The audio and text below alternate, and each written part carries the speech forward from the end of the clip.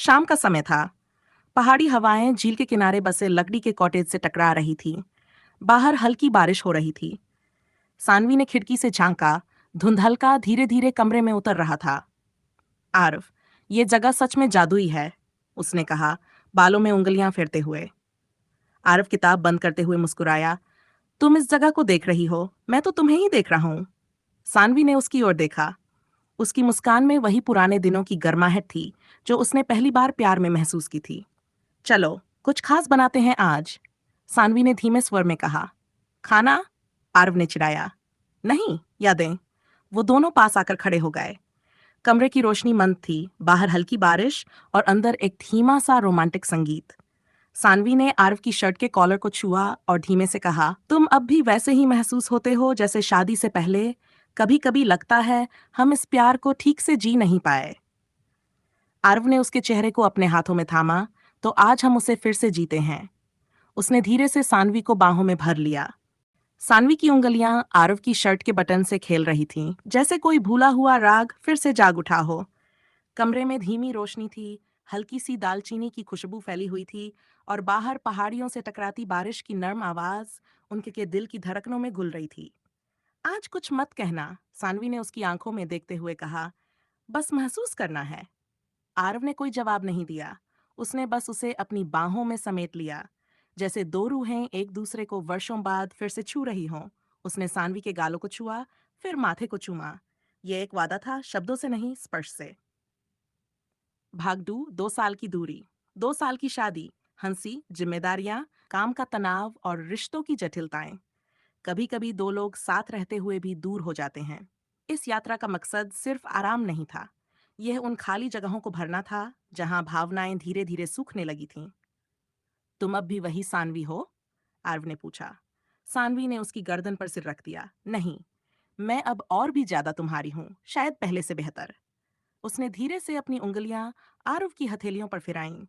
ये नजदीकी धीरे धीरे बढ़ रही थी, बिना किसी जल्दबाजी के, बिना कहे हुए वादों के। भाग 3, अंतरंगता की भाषा। रात का खाना उन्होंने कमरे में ही लिया। फिर एक हल्का सा जैज म्यूजिक एन कर दिया। कांच की खिड़की के पास दोनों बैठ गए। बाहर बारिश अब बर्फ में बदल रही थी। तुम्हें याद है हमारी पहली रात? सानवी ने पूछा। हाँ, आरव मुस्कुराया। तुम इतनी नर्वस थी कि बत्तियां बंद करने के बाद खुद ही हंसने लगी थीं। और तुमने कहा था कि सिर्फ वही करना है जिससे मैं सहज रहूं। वो आज भी वैसा ही है, सानवी। उनकी नजदीकियां फिर से पिघलने लगीं। धीरे धीरे कपड़ों की परतें हट रही थीं, मगर उससे भी ज्यादा उनके भीतर की दीवारें टूट रही थीं। सानवी ने अपने हाथों से आरव के चेहरे को थामा। आज सिर्फ तुम नहीं, मैं भी चाहती हूँ तुम्हें वैसे ही महसूस करूं जैसे उस पहली रात किया था, प्यार से, सम्मान से, पूरे होश में। आरव ने बिना शब्दों के उसे छुआ। उसका स्पर्श किसी पूजा की तरह पवित्र था, धीमा, स्थिर, पूरी तरह सजग। शरीर नहीं, आत्मा का मिलन। उन्होंने कोई जल्दबाजी नहीं की। वह पल केवल स्पर्शों और सांसों से बुन रहा था एक नया रिश्ता। दियों की मध्यम रोशनी उनके शरीरों पर पड़ रही थी और वे दोनों एक दूसरे को देख रहे थे, जैसे पहली बार देख रहे हों। आरव ने सानवी की पीठ को चूमा, उसकी गर्दन के पास अपनी सांसों की गर्मी छोड़ दी। सानवी ने उसकी छाती पर हाथ रखकर उसकी धड़कनों को महसूस किया। ये धड़कनें मेरी हैं, उसने फुसफुसाते हुए कहा। और फिर जैसे दो अलग अलग राग एक ही सुर में डल गए। उन्होंने उस रात खुद को खोया नहीं, बल्कि पाया। अंतरंगता में गरिमा थी, स्पर्श में कविता थी और उस मिलन में आत्मीयता। भाग 22, सुबह की रोशनी। सुबह की पहली किरण जैसे उनकी खिड़की से होते हुए उनके जीवन में उतर आई थी। दोनों एक दूसरे की बाहों में थे।